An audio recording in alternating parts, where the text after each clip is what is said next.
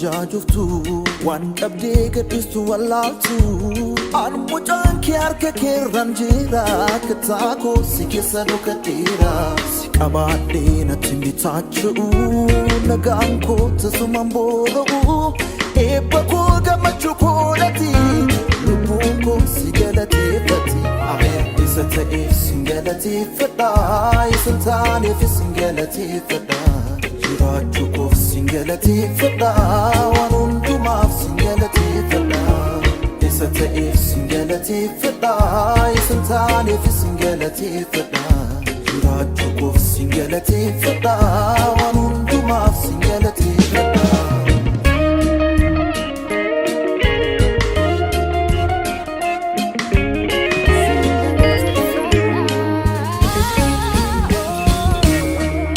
Kanan nabi sanan nabin jadu rina ku tai tulakau atana kur garrajata jirenya ku buri fiyadu yaada keetiin qaama meera kanaftu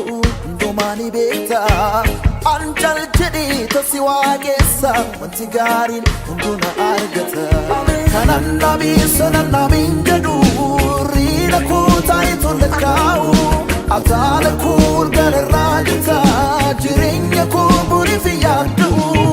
yaada keetiin qaama meera kanaftu ndomani beekta anjal jedhi tasi waaqessa wanti gaariin hunduna argata isa ta'eef sin galateeffadha isa hin taaneef sin galateeffadha jiraachuu koof sin galateeffadha waan hundumaaf sin galateeffadha isa ta'eef sin galateeffadha isa hin taaneef sin galateeffadha jiraachuu koof sin galateeffadha waan hundumaaf sin galateeffadha.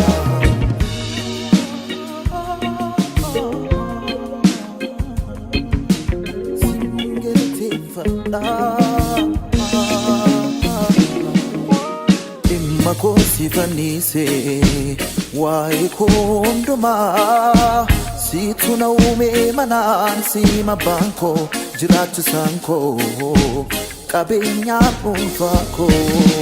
kan naaf ta'e hundisaa karaa kee naaf ta'e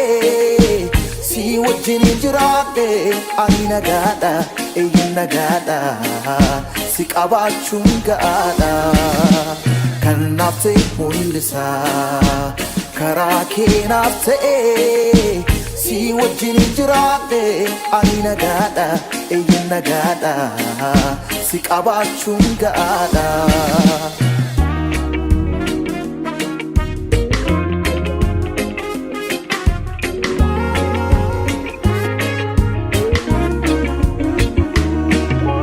Wantarraa mul'ate boruu baduuf jiru si magaalu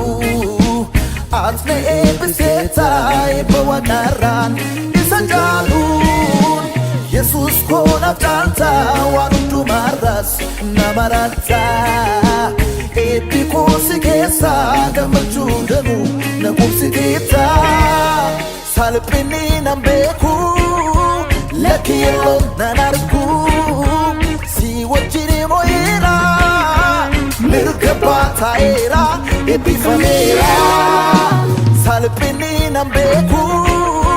lakki yeroo nan argu si wajjin mo'eera mirga baataa'eera eebbifameera.